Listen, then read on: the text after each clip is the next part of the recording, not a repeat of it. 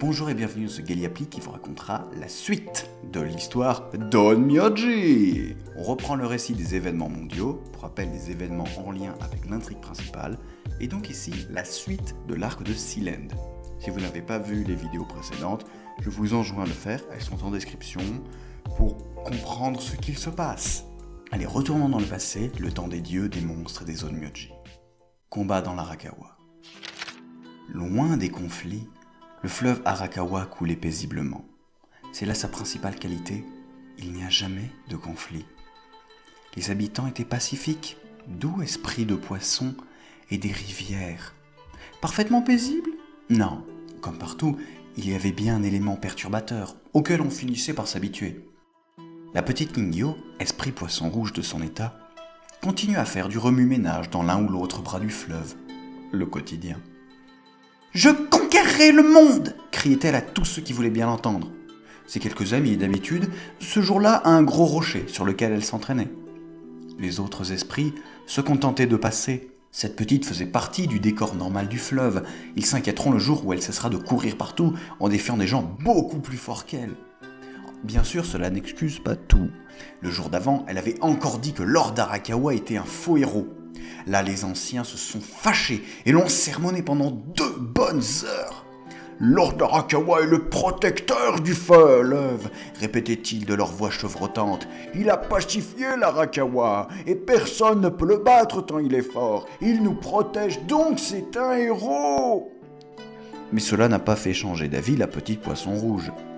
Jamais il ne l'a sauvé de quoi que ce soit. Un jour, elle lui cassera la figure et partira conquérir le monde. Mais pour aujourd'hui, il fallait vaincre ce rocher. Pendant que Kingyo lançait de l'eau de toutes ses forces jusqu'à en fissurer le rocher, des mouvements sombres se firent à l'embouchure du fleuve.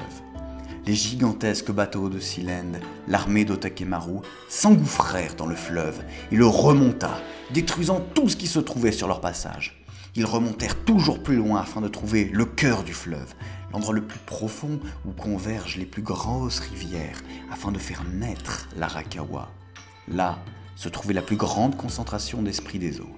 Des milliers de gens vaquant à leurs affaires, qui virent d'un coup des navires de guerre briser leurs eaux et des dizaines d'esprits pirates leur tomber dessus. Partout dans le fleuve, les combats furent effroyables. Les rares esprits à encore savoir se battre affrontèrent plusieurs dizaines de monstres à la fois. Les autres fuyaient aussi loin que possible, vers le rivage et les terres. Mais souvent ils n'étaient pas assez rapides et se prenaient une lame dans le dos. En haut de son navire, Otakemaru suivait la scène. À côté de lui, son magicien à longue barbe, Uminari, commandait les attaques des soldats. « Jeune maître, l'offensive se passe bien. Mais restez de côté, je vous en prie, il faut que vous gardiez vos forces. »« Je reste ici jusqu'au moment voulu, ne vous inquiétez pas, » répondit Otakemaru. « Rassurez-moi, Kanihime est bien resté sur le vaisseau amiral. »« Oui, j'en suis presque certain. Pourtant, elle voulait venir. » Le champ de bataille n'est pas un endroit pour les enfants, surtout quand le fleuve va déborder. « Pensez-vous qu'il arrive ?» demanda Uminari, l'air inquiet. « Déjà ?» C'est une question de minutes. Je sens que sa lame est dans l'eau. Bientôt vous le repérerez aussi. Je vais chercher mon plastron. Dès que ça commencera, prenez une escouade et faites ce que vous avez à faire, conclut le seigneur de Sealand avant de se retirer. Bien, il en sera ainsi. Uminari s'inclina avant de retourner vers les troupes. Dans le fleuve, les affrontements étaient de plus en plus sauvages, les esprits des eaux désespérés se retournant contre les pirates, poussés par le courage de ceux qui n'ont plus rien à perdre. Pourquoi était-il en train de se faire massacrer ainsi ? Ne devait-il pas avoir un protecteur ? Où était Lord Arakawa quand on avait besoin de lui ? Ils se battaient avec leurs crocs, leurs pattes, leurs nageoires, mus par la folie destructrice qui suit la terreur la plus absolue. Soudain, une détonation retentit sur le côté d'un des bateaux. Un tir depuis la rive. Alertés par les fuyards les plus rapides, les Onmyoji des Yanko accouraient et ouvraient le feu sans sommation sur les bâtiments de Sealand. Tout le répertoire Onmyo sur les armes à longue portée fut déployé. Les flèches d'esprit, les amulettes explosives, les traits d'énergie. Et à cela s'ajouta les Shikigami les accompagnant. Un barrage de feu et de magie partait depuis la rive avant de frapper les coques. Mais cela ne fut pas d'un aussi fort impact qu'une immense vague qui déboula d'un des embranchements de rivière et frappa de plein fouet le bateau de tête, manquant de le renverser. Lord Arakawa était enfin arrivé. Les combats reprirent, mais dans une toute autre tournure. Les Onmyoji et leurs alliés faisaient un couloir de tir, permettant aux esprits de l'Arakawa de s'enfuir vers la terre. Dans le fleuve, le protecteur des eaux pourfendait tous les monstres du mont Suzuka passant à portée de lame. Un début d'espoir naquit, aussitôt écrasé par 2 pieds plongeant dans le fleuve. Otakemaru était entré sur le terrain. Marchant parmi les eaux, il s'approcha de Lord Arakawa avec un grand sourire moqueur. « Alors, c'est à cette heure-ci que tu te montres ?»« Ne prends pas cet air, je sais que c'est un mensonge, » répliqua Lord Arakawa, le souffle court. « Et un mauvais en plus. »« Ne crois pas que j'irai doucement avec toi. On n'est même pas obligé de se battre, tout ça ne te ressemble pas. »« Au contraire, mon vieil ami, » soupira le jeune maître. « Au contraire. » Et il fonça sur son adversaire, lui portant un coup d'épée magistral dévié à la dernière seconde. Le duel se fit de plus en plus dur, serré, les lames claquant de plus en plus fort. Des éclairs jaillissaient de la lame d'Otakemaru, des vagues se soulevaient au rythme des coups de Lord Arakawa. Parmi les spectateurs de ce duel, il y en a un qui resta figé devant tout cela. Les esprits du fleuve fuyaient, les pirates reculaient pour ne pas se prendre un coup, mais Kingyo, elle, restait bloquée. Son monde se retournait. Tout à la fois, elle voyait un vrai héros à l'œuvre, et en même temps, ce héros était ce Lord Arakawa qu'elle défiait depuis si longtemps. Le poisson rouge prit soudainement conscience qu'elle était bien faible, forte pour des esprits passant leur vie à se balader et discuter. Si faible face à ceux qui conquéraient vraiment le monde. Mais le pire, et cette vision fut terrible pour tous, c'est quand Lord Arakawa fléchit. Les 2 combattants étaient blessés de partout, mais là, le protecteur rata son geste et mit un genou dans le fleuve. Même Otakemaru retint son bras. Lord Arakawa le dévisagea d'en bas. Ce jeune maître du mont Suzuka était bien le même que celui qu'il avait connu il y a longtemps sur l'île légendaire d'où il venait. Les mêmes cornes, la même épée parcourue d'éclairs, mais pas le même regard. Il y avait quelque chose de fou, de désespéré au fond des yeux. Quelque chose lui faisait peur. Lord Arakawa se releva. « Merci d'avoir attendu, mais tu n'aurais pas dû. » C'est contre l'honneur de frapper un adversaire qui ne se bat pas. La guerre n'a pas d'honneur, et tu n'aurais vraiment pas dû. Otakemaru baissa les yeux et vit 2 yeux jaunes dans l'eau. Pendant qu'il était agenouillé, Lord Arakawa avait guidé cette horrible poiscaille. Otakemaru sauta en l'air, aussitôt suivi par l'énorme poisson à corps de requin et nez de murène. La bête lui happa le pied et l'entraîna dans les profondeurs du fleuve. Une seconde de silence passa, jusqu'à ce qu'un des pirates ne se jetât sur Lord Arakawa, aussitôt frappé par un jet d'eau concentré qui le repoussa et lui fit traverser la coque du bateau derrière. Kingyo avait enfin agi. Le grand esprit du fleuve se retourna avec un sourire. « Bien joué, petite !» Il mit les mains à la surface de l'eau et maugréa des mots incompréhensibles. Les pirates n'osaient plus vraiment attaquer, même si là, ils auraient vraiment dû. L'eau se mit à bouillonner, les vagues s'agitèrent de plus en plus. Lord Arakawa se retourna une dernière fois. « Tu le sais déjà, mais tu es l'esprit le plus courageux que je connaisse, Kingyo. En tout cas, de tout le fleuve. La seule personne qui soit venue m'affronter 3 fois en duel. La plupart se contentent de 0. Ça, c'était pour te battre, être une vraie héroïne, pas... » bredouilla le petit esprit. « Eh bien maintenant, tu vois un peu mieux ce que fait un vrai héros, » répondit le protecteur.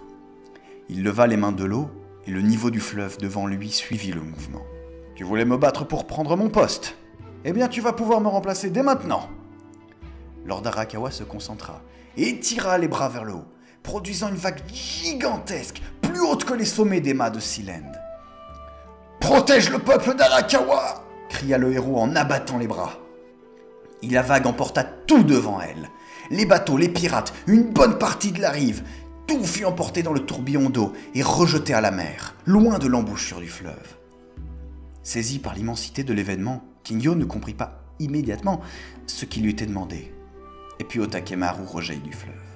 « Ta sale bête est vraiment... » commença-t-il, avant de voir que son armée était partie loin dans la mer. « Je me fiche de ce que tu penses de ma monture. Simplement, pourquoi veux-tu conquérir l'Arakawa ? Suzuka n'est plus assez bien pour toi ? » « Non, Suzuka n'est plus vivable !» cria le jeune maître. « Tout est empoisonné, l'eau, la terre, l'air, tout !» « Comment ?»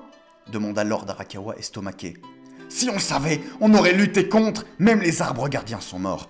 Alors on va faire simple, et prendre cette terre pour sauver la nôtre.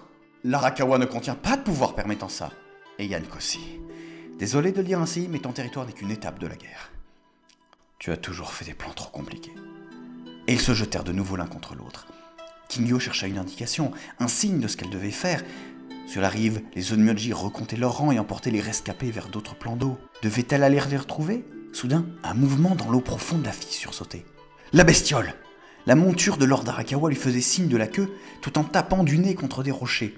Kingyo plongea vers elle et vit que derrière les rochers, des esprits étaient coincés. Ils ne risquaient pas de se noyer, mais étaient à portée des frappes surpuissantes des duellistes au-dessus. Kingyo rassembla ses forces au creux de ses petites mains. Tout ce temps passé à casser des gros cailloux devant Kaguya allait enfin payer. Elle tira un jet encore plus fort que le précédent et brisa la roche depuis le côté de l'éboulement. Les petits esprits sortirent alors de leur crevasse et la suivirent pour rejoindre la rive sécurisée par les Onmyoji. Dans le fleuve, le duel commença à mollir. Les coups étaient plus lents, les souffles rauques. Finalement, Otakemaru parvint à percer la défense et la poitrine de Lord Arakawa. Ils restèrent un temps immobiles. Puis le jeune maître retira la lame et le protecteur tomba à genoux. Il ferma les yeux et mit une main dans l'eau. « Oh non, pas encore !» souffla Otakemaru d'un ton presque suppliant. De derrière son dresseur, la bête informe de l'Arakawa sauta sur le commandement suprême de Silène et l'attrapa dans sa gueule, avant de nager aussi vite que possible vers la mer, loin d'ici. Lord Arakawa eut un très léger sourire avant de tomber de tout son long dans les vagues et de couler lentement. Et plus il s'enfonçait, et plus il se dissolvait dans le fleuve, né de l'eau et retournant à l'eau. Sur la rive, Kingyo laissa couler une grosse larme, avant de l'essuyer aussitôt.